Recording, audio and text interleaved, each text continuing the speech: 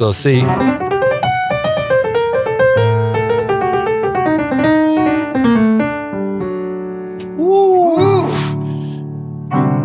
I do these concerts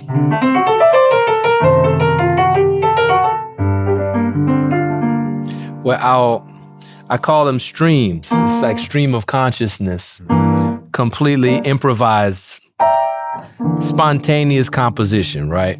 I'll sit at the piano and without any sheet music or any preparation, I will play 90 minutes, 2 hours. And it really invites the audience to feel this wave. It's like it's akin to a collective chant. And we're in spaces that we're discovering together. So when I was saying I wanted to answer at the piano, I was just gonna stream for a minute.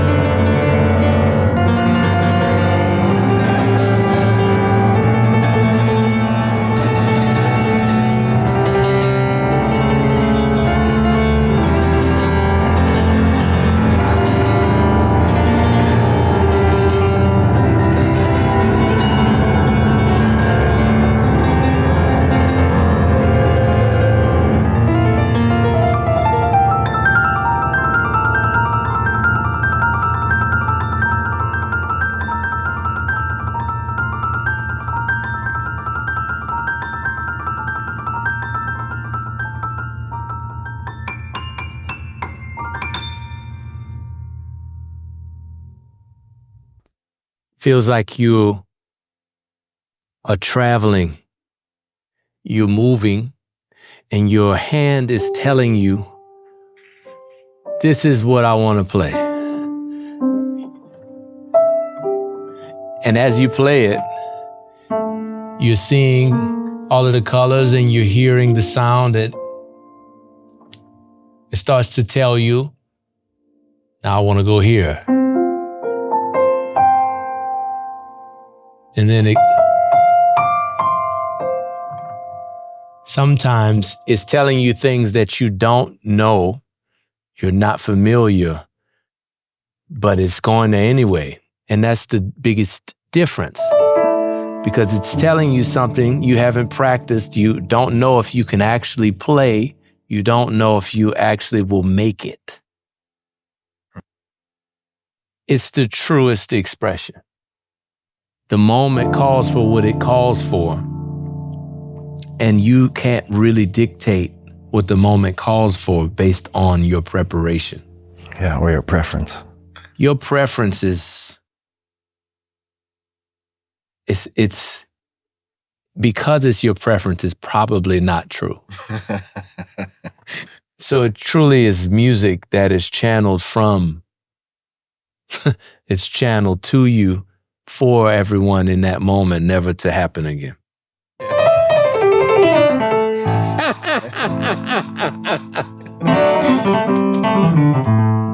Man, that's amazing. Yeah, it's incredible. Oh, yeah. Beethoven blues. Yeah, the blue. You know, the idea is something that feel uniquely positioned to do is hearing Beethoven's music and not just playing it as it says, on the score, but being in conversation with Beethoven and extending his music. So as we talked about, this idea of streams, this sort of spontaneous composition, if you were to take Beethoven's music and exist within the music as if you were co-composing it with him and adding all these elements that all of which existed after his time on earth. So you have things like flamenco music or gospel music, soul music, jazz music, and blues primarily, which to me is the not just musical innovation of the 20th century, but an innovation of human expression and spirituality. So human. It's an opportunity. It's an amazing opportunity of a lifetime for an artist. And the blues provides that. Now, the one other thing in the technical realm, the blues is simple and it's complex. The blues is generally 3 chords, but you don't always have to be playing those 3 chords to be playing the blues. It's spiritual, but it's also very much scientific. So if you take these 5 notes, that's the pentatonic scale. That's the sound of the blues. The pentatonic scale, though, in this form, has existed in music since the beginning. Gregorian chants, indigenous folk music of drum circles in West Africa, in Ghana, all the different sounds of Appalachia. Eastern music, you've heard this sound.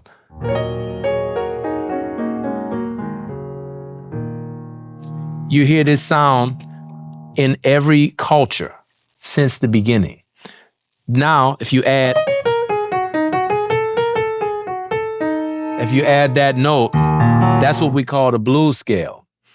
The blues is in the sound of the pentatonic scale.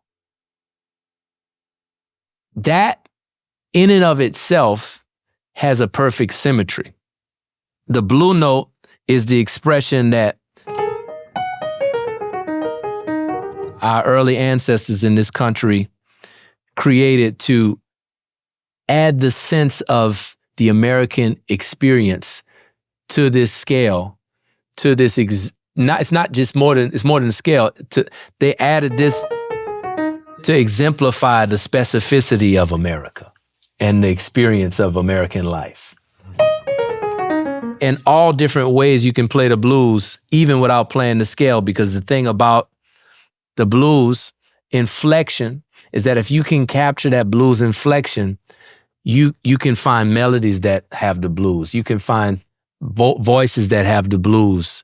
You can find rhythms that have the blues, mainly the shuffle rhythm, which is something that came from Africa and is the marriage of 6/8 over 2, a 2-beat and a 3-beat combined at the same time. And that evolved into the American shuffle rhythm. So all of these things are so interconnected and so sophisticated, so intricate. And the blues, after all that, you can sit on a porch or a ballroom or a juke joint and anybody can sing it.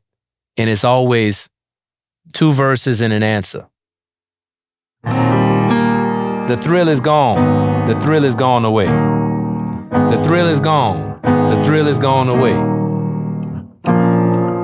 Finish it for me. Oh, No. I'm just saying. Yeah. That's how simple it was codified. Mm-hmm. Yeah, the architecture. It's the thing that existed in the air, and the thing that we've all felt within. And it took this American experiment for it to emerge into a form. We've heard it in rock and roll bass lines our whole life. Just thinking about all of the ways that I've heard the blues before even really understanding that is so ubiquitous. You know what I mean? I'm thinking we here in Jimi Hendrix studio. That's the pentatonic scale. There's just so much that you can listen to so much and understand it. So when I took Beethoven, I was thinking, Beethoven in the Congo. 1, 2, 3, 1, 2, 1, 2, 3.